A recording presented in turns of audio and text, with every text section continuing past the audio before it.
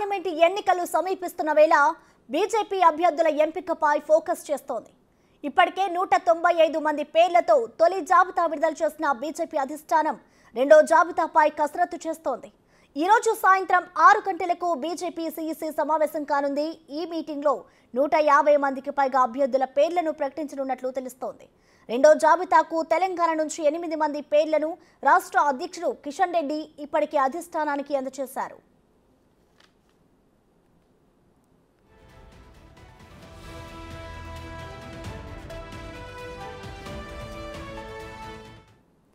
రెండో జాబితాలో ప్రధానంగా మహబూబ్ నగర్ నుంచి డీకే అరుణ, మహబూబాబాద్ స్థానానికి సీతారాం నాయక్, ఖమ్మం పార్లమెంటు స్థానానికి జలగం వెంకట్రావు పేర్లు దాదాపు ఖరారైనట్లుగా తెలుస్తోంది. ఇప్పటికే సీతారాం నాయక్, జలగం వెంకట్రావును పార్టీలో చేర్చుకున్న బీజేపీ వారిని బరిలో దింపడానికి సన్నాహాలు చేస్తోంది. అటు బీజేపీ నేతలు కూడా తెలంగాణలో 10 స్థానాల కంటే ఎక్కువే గెలుస్తామని పదే చెబుతున్నారు. ఆ దిశగానే అభ్యర్థుల ఎంపికపై ఫోకస్ చేసినట్లుగా తెలుస్తోంది.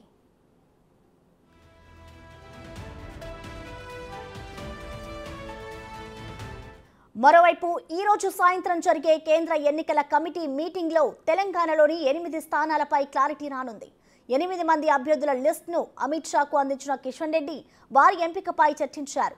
డీకే అరుణ, సీతారాం నాయక్, జలగం వెంకట్రావు పేర్లు దాదాపు ఖరారవడంతో మరో 5 పేర్లు కూడా ఈ మీటింగ్లో రివీల్ చేసే ఛాన్స్ ఉంది.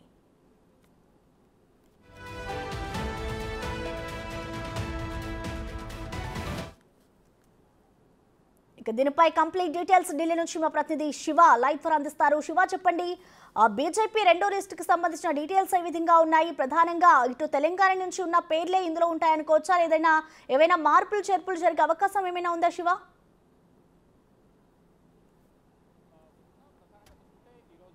సెంట్రల్ ఎలక్షన్ కమిటీ సమావేశం జరగబోతుంది. మొదటి జాబితా కింద ఇప్పటికే 195 మంది అభ్యర్థులను ప్రకటించింది. రెండవ జాబితాలో దాదాపు 150 మంది అభ్యర్థులను ప్రకటించే విధంగా కూడా ఈరోజు కసరత్తు జరగబోతోంది.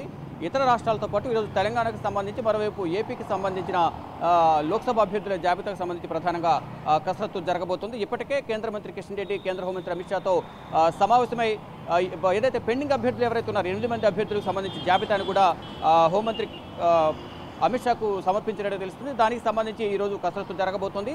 అయితే ప్రధానంగా 8 మంది అభ్యర్థులు కనుక ఒకసారి చూసుకుంటే కనుక నిన్న కొంతమంది ఇతర పార్టీల నుంచి, ఇటు బీఆర్ఎస్ నుంచి అలాగే కాంగ్రెస్ నుంచి కూడా జాయిన్ అయ్యారు. వారికి కూడా ఈ లోక్సభ ఎన్నికల్లో సీట్లు కేటాయించే విధంగా నిర్ణయం తీసుకున్నట్టు తెలుస్తుంది. ముఖ్యంగా 8 స్థానాల్లో మహబూబ్ నగర్ నుంచి డీకే అరుణ, మహబూబాబాద్ నుంచి సీతారాం నాయక్, ఆదిలాబాద్ నుంచి రీసెంట్గా జాయిన్ అయిన ఎవరైతే ఇతర పార్టీల నుంచి జాయిన్ అయినారో వారందరికీ సంబంధించి ప్రధానంగా సీట్లు కేటాయించే అవకాశం అయితే కనిపిస్తుంది. ఆ గైడెం నగేష్కు ఆదిలాబాద్ నుంచి, అలాగే పెద్దపల్లి నుంచి కాంగ్రెస్ నుంచి జాయిన్ అయిన గోమాస శ్రీనివాస్కు సీటు కేటాయించే అవకాశం కనిపిస్తుంది. మెదక్ నుంచి 2 పోటీలో ఉన్నారు, రఘునందన్ రావు, అంజిరెడ్డి.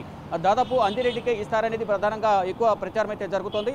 ఇక ఇతర పార్టీలకు సంబంధించిన ఎవరైతే వచ్చారో నల్గొండ నుంచి, మొత్తం నిన్న బీఆర్ఎస్ నుంచి ఎక్కువ జాయినింగ్స్ జరిగాయి. దాంట్లో నల్గొండ నుంచి సైదిరెడ్డికి ఇచ్చే అవకాశం కనిపిస్తోంది. మొత్తంగా చూసుకుంటే ఇతర పార్టీల నుంచి ఎవరైతే నిన్న జాయిన్ అయ్యారో 5 వారు 5కి కూడా ఈ పెండింగ్ ఉన్న 8 స్థానాల్లో 5 స్థానాలు వారికి కేటాయించే అవకాశం కనిపిస్తుంది.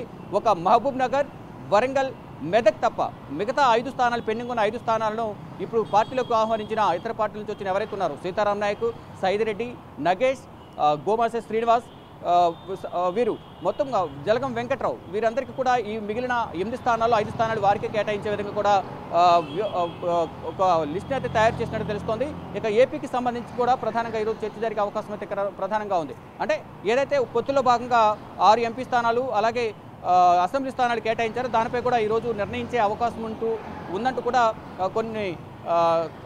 కొంత సమాచారం అయితే అందుతుంది. అంటే మొత్తంగా చూసుకుంటే రెండవ జాబితాపై కసరత్తు జరుగుతుంది. కానీ ఈ మొత్తం అభ్యర్థుల జాబితాకు సంబంధించి సిట్టింగ్లకు ఉద్వాసన పలికినట్టు తెలుస్తుంది. దాదాపు 90 నుంచి 100 మంది, మొత్తం 543లో 90 నుంచి 100 మంది వరకు కూడా ఉద్వాసన పలికినట్టుగా తెలుస్తుంది సిట్టింగ్లకు. మరోవైపు 2 నుంచి 3 సార్లు ఎక్కువగా లోక్సభకు పోటీ చేసిన వారు, వయసు పైబడిన వారిని కూడా పక్కన పెట్టినట్టు తెలుస్తుంది. ఈసారి యువతకు ఎక్కువగా అవకాశాలు ఇచ్చే విధంగా కూడా ఈరోజు ప్రధానంగా కసరత్తు ఉండే అవకాశం అయితే ఉంది. ప్రసన్న, మొత్తంగా చూసుకుంటే రెండవ జాబితాపై ఈరోజు సాయంత్రం 6 గంటలకు ప్రారంభమయ్యే సెంట్రల్ ఎలక్షన్ కమిటీ సమావేశంలో నిర్ణయం తీసుకోబోతున్నారు. ప్రధానంగా ఇటు తెలంగాణకు సంబంధించి కూడా రెండవ జాబితాలో 8 మంది అభ్యర్థులకు సంబంధించి ప్రకటన విడుదలయ్యే అవకాశం అయితే ఉంది. Prasanna. Right Shiva, thank you.